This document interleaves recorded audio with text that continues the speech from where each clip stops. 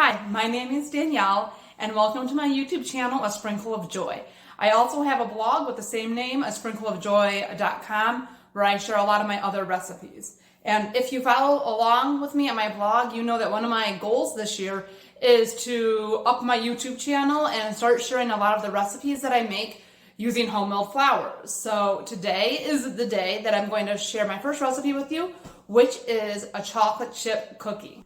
Now, if you're unfamiliar with what whole milled flour is, basically what I do is we buy wheat berries and then I grind them into flour myself at home. So this is an example of what our wheat berries look like. For chocolate chip cookies, I'm going to use a soft white wheat, and then I will grind it into flour, and they make really, really delicious cookies. So really quick, I'm also going to show you what my mill looks like that I use at home to make my own flour. Right, so this is my mill. It is a Como mill, and it was made in Germany, so it came here from Germany. And you can see right here on the mill, it has different settings from fine to coarse. And right now it's on pretty fine, which is usually how I grind a lot of my flour, particularly when I'm doing things like cookies or pastries, because it makes a little bit of a lighter and fluffier flour. And there are a few other tools that you would probably want to use if you ever do start milling your own flour. The first is a scale, because it's way easier to weigh your ingredients than to do it by the cupful, because everyone measures and puts their flour in a cup differently. And I also have a really small little scale that I use when I am weighing out things like baking powder or baking soda. And this is how it looks like on the inside. And then another thing you're gonna want is a sifter. So I bought actual like bread sifters, and this is a somewhat finer mesh, but if you have a colander that you use to like rinse out fruit, that also works, because when I make my cookies, I do sift out some of the bran, and I will show you what that looks like. All right, so my mill was done milling my flour, and then I just sifted it. So this is the sifted flour. And then this is the bran that I sifted out of the flour. Now, in the past, I've kept this bran, and you can use it to make bran flakes or add it back into cookies or other pastries if you want, or bread.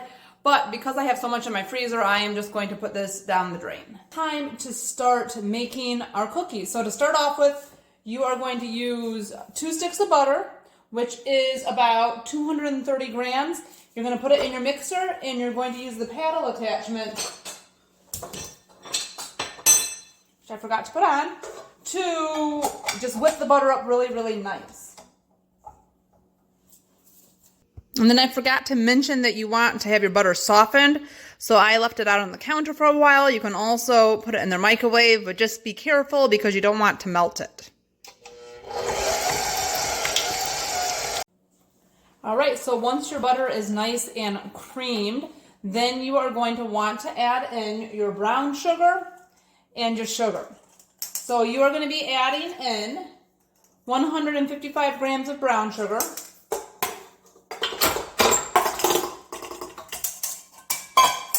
and 105 grams of white sugar. I've already pre-measured everything out. It's a lot easier if you pre-measure everything.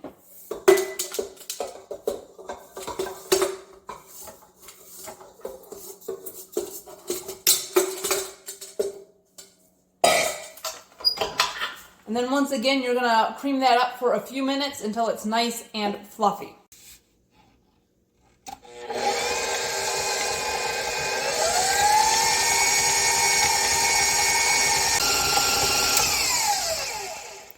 So now, as you can see, it's nice and fluffy. I stopped a few times while I was doing that to scrape the bottom of the bowl down. Okay. Next up, it is time to add your 1 egg and 2 egg yolks.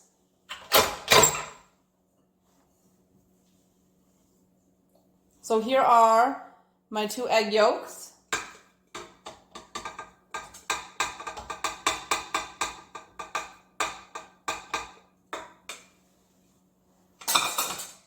And my 1 egg.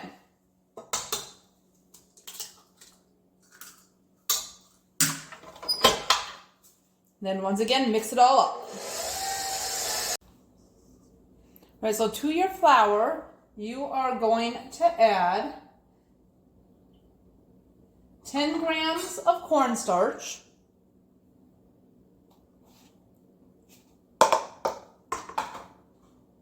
7 grams of baking soda, and 3 grams of baking powder, which I just put together in the same bowl.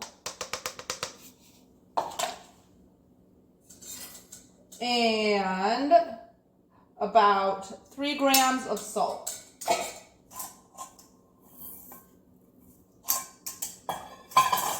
Then you want to mix that all together. And then we're going to add this into our wet ingredients.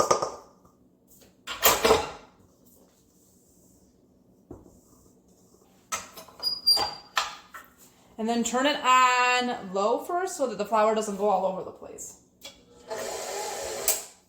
Then I like to stop it a few times and scrape the bottom of the bowl to make sure there's nothing left on the bottom of the bowl.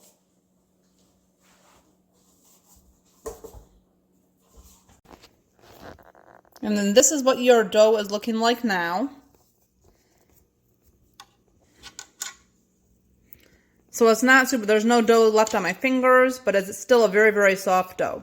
But next up, the best part, I think, is that we have to add the chocolate chips.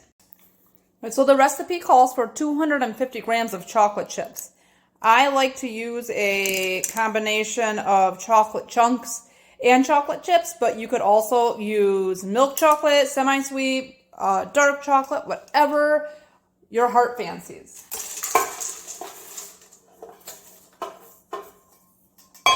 So then once again, you're gonna mix that up.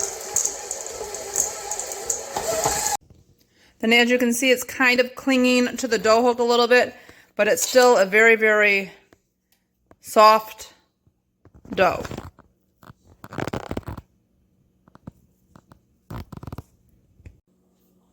Right, so last up before you bake your cookies, you're going to want to roll them into little balls.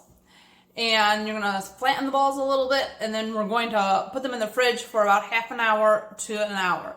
So I'm going to roll them up, and I'll show you what they look like when they're all done. So this is kind of what they look like when they're done. Hopefully you can tell that I kind of roll them in a ball, and then I just pat them down a little bit so they're a little bit flat.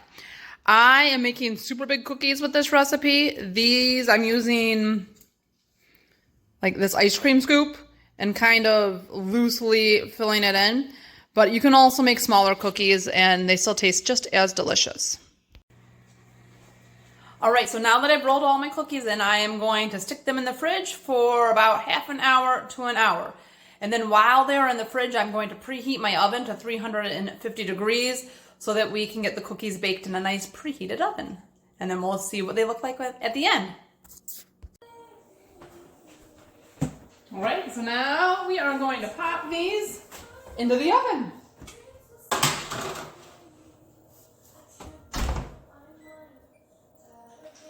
Once again, for about 15 minutes. All right, so once the timer goes off, you can go ahead and take those delicious cookies out. And they look pretty puffy right now, and then you're gonna let them sit on the tray for about 10 minutes before you take them off. And then after they've cooled, you've got this yummy, delicious cookie. Right, thanks again for tuning in. I hope you really liked that cookie recipe, and if you want the actual recipe, you can check out my blog. There should be a link in the comments below. And I hope everyone has a great rest of their day. Thanks for tuning in. Once again, this is Danielle from A Sprinkle of Joy. Bye.